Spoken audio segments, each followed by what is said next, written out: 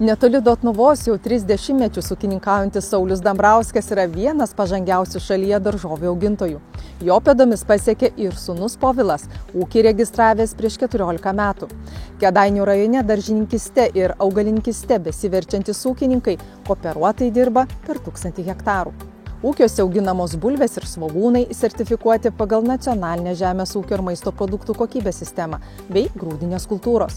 Ūkininkai sako, kad didesnės pajamos ir europinių fondų parama buvo gerokas postūmis verslą dar labiau išplėtoti. Tačiau ūkiai plėtėsi palaipsniui ir gerai apgalvotomis investicijomis.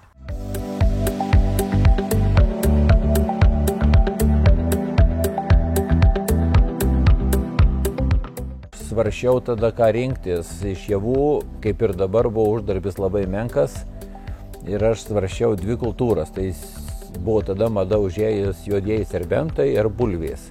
Ir dabar labai džiaugiuosi, kad aš nuėjau būtent bulvių kryptimi ir išplėtojom ūkį, dabar perėmė net sūnus tą visą verslą. Prisijungiau prie ūkio ir jau ūkis labai gerai buvo suformuotas mano tėvo. Ir aš tą periminėjau ir bandau kažkiek pridėti savo. Ir dabar toksai simbiozinis ūkis kartu kūrėsi. Nebūtų vien tai tėvo ūkis ir tėvo mintis, o kad būtų tai ir mano. Ir aš stengiuosi šitą vystyti toliau. Na, jūsų ūkis, sakykime, bendrai kooperuoti tiek Povilo, tiek tėčio yra daržininkystės ir augalininkystės. Tai auginat ne tik bulves, ar ne? Esmė tame, kad sėjomainai reikia. Mes su bulvėm galim sugrįžti ar svogūnais į tuos pačius laukus, tai kas 4 metai. Pas mūsų bendruose ūkiuose yra, sakysim, 220 hektarų bulvių, ten apie 35 hektarai svogūnų. Iš viso mes valdom 1050 hektarų. Tai vat kaip tik ir gaunasi ketvirtis. Daržovės užima lygiai ketvirtį visų kultūrų. Dėl to, kitu atveju reikėtų keisti su kitais ūkininkais ir iš kitos pusės daryti vėl dar daugiau investicijų ir tai būtų netvaru. O dabar mūsų ūkis bendrom jėgom tampa tvarus ir... Atsakykit, kiek tas tvarumas realiai atsispindi, kiek jūs naudojat pažangias technologijas ir kiek prie tų technologijų prisidėjo ES paramos fondai įvairūs? Jeigu nebūtų tų fondų, ko gero mes negalėtume purkšti mažiau chemijos, mažiau tręšti,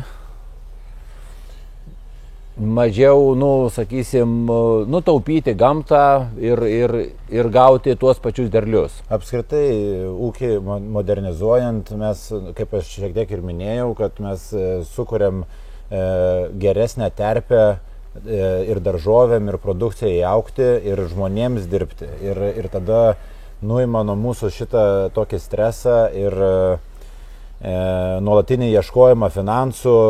Šitas tikrai padeda, bet ir, kaip šiek tiek lietėm tą temą, manau, kad tos paramos lietė ne vien ūkininkus, o skirtingus sektorius, nes ir technikos pardavėjai, ir draudėjai, ir labai įvairios technikos pardavėjai, ir gamintojai, ir tai skatina tada ir pramonę, o galų gale tai mes auginam maistą, kurį valgom visi. Nėra nei vieno žmogaus, kuris maisto nevalgytų. Tai kad mums lengviau užauginti, mes galim našiau užauginti, daugiau užauginti, geriau užauginti, tai mums palieka vietos kūrybai ir stengtis tai padaryti kuo geriau. Pradžiai buvo IKP, išskirtinės kokybės, dabar nacionalinės kokybės. Kas iš principo tie patys buvo tiesiog parametrai, mes tengiamės, mes aplamai norim, kad ne ekologinis mūsų ūkis, bet su gera technika, su gera agrochemija technika mes galim minimalizuoti visus purškimus. Ir tuo metu mes ir dalyvaujam toj išskirtiniai ar nacionaliniai kokybės struktūroje, sakysim. Nes tai yra vis tiek geresni produktai žmonėm. Tas nacionalinės kokybės produktas yra skirtas, kad ūkininkas jaustų, žinotų, ką daro, tai sektų, dokumentuotų. Aišku, tas dokumentavimas kartais ir trukdo ir mes pavargstam nuo to, bet bet visa tai leidžia žinoti vartotojui, kad ūkininkas žinojo, ką daro ir tai darė dėl kažkokių tai priežasčių, vat, kad sumažinti tų pesticidų naudojimą ar trąšų naudojimą. Ir mes tengiamės paduoti visko tiek, kiek reikia, kad nebūt per daug ir nebūt per mažai. Tada gaunasi išbalansuotai ir tada nėra šalutinių daržovėse produktų. Nu tai aišku, visa ta technika leidžia tausoti, vat šįmet pasistatėm, nežinau, čia naujiena iš vis Lietuvoje yra vandens ruošimo stotį. Pagal gamintoją mes galvojam, kad mes dar 20-30% chemijos sumažinsim.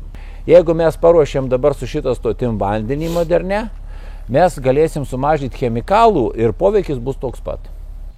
Na, kaip suprantu, naujovė mes atimlus ir gaunu paramo, kas toliau. Vadinasi, tu turi nuolat žiūrėti priekį ir būti keliais žingsniais būti priekį, ar ne? Taip, visą reikia modernizuoti, nes viskas keičiasi, labai greitai keičiasi. Kaip sako, ir vanduo stovintis sugenda, ar ne? Tai irgi ūkis, jeigu jisai nesikeis ir nesimodernizuos, tai jisai taps nebe konkurencingas ir jisai tiesiog užsidarys ir tai dėl to tos investicijos nuolatinės būtinos. Ir kas liečia europinę paramą, tai aišku, kad jinai yra naudinga, labai esam dėkingi, bet mes neperkam daiktų dėl to, kad duoda paramą kažkam. Perkam daiktus ir žiūrim, jeigu yra parama, tada stengiamės pasinaudoti šituo, nes tai, aišku, vienareikšmiškai, kad padeda ir džiaugiamės, kad jį yra. O sakykit, kokius namų darbus reikia padaryti, galvojant apie paramą, jau prieš teikiant paraišką? Nes šiaip pats sumaščiau duoda paramą ir imu. Kam, kodėl, kiek ir panašiai. Tai reikia skaičiuoti atsiperkamumą. Ar tu tą daiktą nupirkęs, ar jis tau duos pridėtinę vertę ūkyje ar ne. Mes, aišku, modernizuojam ne tik pagal paramą. Esam statę sandėlius, nes statybos yra tokios sunkiau padaromas per paraminius projektus. Lengviau yra per projektus pirkti techniką. Pastatė mes 2 sandėlius irgi su parama, bet daugiau pastatė be paramos. Nes pas mus daržininkystėje reikia labai daug sandėlių, statybos ir visa kita. Geriau įrengimus pirkti ir techniką pirkti. Tai kiekvieną kartą visą laiką skaičiuojam, ko mums reiks, ko mums reiktų, kad būtų našesnis darbas. Ir sutaupytume, sakysim, būtų kaina pigesnė. Tai čia, kai Povilas minėjo, kad išlošia ne tik ūkininkai, bet išlošia ir vartotojas. Kuo pas mus didesnis derlius, tuo mes išgaunam mažesnę savikainą, tuo mes galim už pigesnę kainą parduoti į prekybos centrus. Parama yra ne tik ūkininkam, bet ir visiems Lietuvos gyventojams. Parama yra įsisavinama tikslingai ir naudingai. Nes tikrai yra, mes irgi suprantam tada iš dalies ir tas patikras tokias, nes būna tikrai tokių ūkininkų, kurie rašo projektus ir tiesiog parašo, tada stengiasi parduoti tą techniką ar kažkaip tai kitaip įsisavinti tuos pinigus. Kaip minėjau, mes stengiamės tikrai, iš tikrųjų, nėra nei vieno su parama įsigyto daikto, kurio nenaudojam ir kurį stengiamės parduoti ar kažkas. Viskas dirba ir tie įsipareigojimai, kaip suprantu, jūsų negazdina, todėl kad jūs norėdami gauti paramą, skaičiuojat ir jau įdarbinate tą įrangą ar tą techniką į savo ūkį. Čia dar vieną tokią jautrią temą galbūt paliesiu. Dėl ko sakau jautri tema? Dėl to, kad buvo ilgą laiką aštri tema susietumas. Jeigu tėvas nusipirko kažkokią įrangą, tai neduok Dieve, sūnus ar dukra su tą technika dirbs, nes tai didelis nusižengimas. Kas atrodo, mano akimis yra visiškai nelogiška, dėl to, kad tai yra įrangos geresnis išnaudojimas, įrangos tolimesnis naudojimas ir tų iš esmės šitų įsipareigojimų perkeliamas ateities kartoms, tai čia tuom tik džiaugtis reikėtų, o dabar buvo ilgą laiką, kad tai tikrino kaip nusižengimą ir dabar berods jau tas pasikeitė, tai tikiuosi ir nepasikartos. Ir jeigu šeimoje išlieka, neparduoda kokiem Olandam, Danam, kurie tų paramų jau kaip ir nelabai gauna. Tai yra labai svarbu, man rodos, kad jūsų ūkis, jūsų šeimos ūkiai, tai yra tas pavyzdys, ko siekiama Lietuvoje, kad vaikai perimtų tėvų ūkį ir tęstų tą veiklą. Tas yra problema ne vien Lietuvoje, bet ir visoje Europoje, ir pasaulyje, nes labai nedaug jaunesnės kartos ūkininkų nori perimti ūkius. Norėjau ir paklausti, per jūs, Sauliau, per šitiek 30 mečius tikrai daržovės vienais metais parduodi palanku, kitais yra didžiulis nuostolis ir tų tokių, kol pasimokė iš savo klaidų, turbūt buvo nemažai. Daržovės iš vis yra labai rizikinga. Nukūliai grūdus, tai jau gali faktiškai skaičiuoti didesnius, mažesnius pinigus, kad jau sugrįžo. Kas į daržovę sudėjai į sandėlį, dar negali skaičiuoti pinigų, nes gali jos tau pradėti plaukti ir išplauks supus, jeigu aš tiesiogiai pasakyti. Tai kol nepardavęs paskutinių bulvių, tol tu nežinai, kiek tu uždirbsi iš jų. Kitas dalykas, grūdus tu nukūliai, tau kaina nepatinka, tu pinigų turi, tu tais metais gali neparduoti. Laikai savo. Taip, o atėjo pavasaris, tu visas daržovės turi parduoti, nes viskas, jos supus. Turi galiojimo laiką, kuris yra neįmanoma perlaikyti ilgiau jau. Tai va čia yra labai didelė rizika su daržovėmis šita. Aš labai džiaugiuosi, kad perima ūkį, sakysim, nes tai yra kaip ir dar vienas vaikas, kurį auginai, puoselėjai aš nuo 91 metų. Tai paskaičiuokit, kiek metų jau kuriu šitą ūkį. Ir jeigu perima sūnus, tai labai smagu ir malonu. Kad neparduodam tų Luidanui ar Olandui, o tęsia Lietuvos.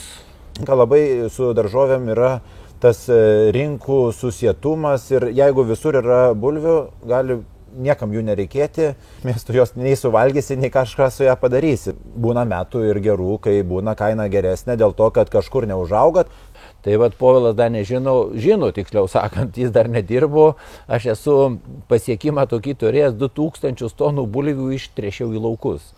Nes nebuvo kainos, atėjo pavasaris ir nėra kur judėti. Man neapsimoka jas vežti į prekybos centrą, nes prekybos centro pigiau atsivežti. Aš paskaičiavau, kiek yra bulvėje trąšos, kad man yra pigiau išbarstyti tą trąšą, kaip panaudoti kaip trąšą, o ne vežti į prekybos centrą. Tai buvo tokie skausmingi vieni metai, sakysim, per visą šitą laikotarpį.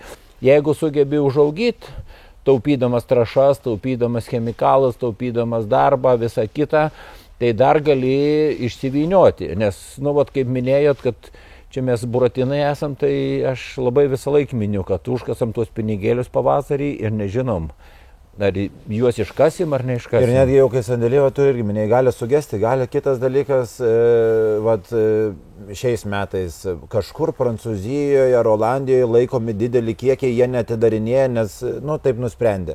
Tada atidaro, tada vėl paduoda didelius kiekius į rinką, vėl kaina gali smarkiai smukti, nes kažkas nusprendė, kad pas jos jau viskas, nebelaikom bulvių, dabar parsiduodam greitai, ir tada ta kaina būna, kad šokinėja. Tai kadangi daug metų ir patirties yra tėčio, tai vis tiek kiek galima tų pagalvių, kaip čia pasakyti, pasidedat ir laistymo sistemos, ir šiltnamiai, ir sandėliai, bent iš tos pusės. Ir draudimas. Iš tos pusės, kiek galima apsistatot ir paskui Povilas, kaip sako, tada irgi, vis tiek stebi, žiūri ir tuo gyveni, tai natūraliai kyla klausimas, ar ūkininkauti lengva? Turbūt yra lengvesnių verslų, pasakyčiau. Labai rizikinga, nes, sakysim, jeigu tu vienais metais, kaip pas mus yra, aš ir vaikus mokinu, sakysim, nes ir dukra ūkininkauja, kitam rajone atskirai sukūrus ūkį, kad viską labai reikia laiku padaryti. Nes jeigu padarai nors mažiausią klaidą, viskas, tau visi metai išsibraukia. Nes kai gamykloje, jeigu tu gamybai kur nors, gerai, kažkokį broką padarai, tai iškvietei šeštadienį, sekmadienį, pamainą, tu atidirbai, ištaisėjai klaidą ir pasivijai grafiką, toliau važiuoji. Pas mus viskas, mažiausia, nupurškiai ne tuo. Ar užpuoliai lygos, pavyzdžiui, maras bulvių, jis gali per 2 dienas sunaikyti visus laukus. Ir visas sezonas nuo šunio uodegos, o tų sezonų, kad tų sezonų kiekis yra limituotas. Ir tu vieną tavo klaidą nubraukia tavo 1/30 tavo galimo uždarbio, tavo darbo. Bet tai visa esmė, kad jeigu 2 sezonus padarai klaidą, viskas. Jeigu bankrotas. Tai labai. Sakysim, į grūdų hektarą tu įdedi 1000 eurų.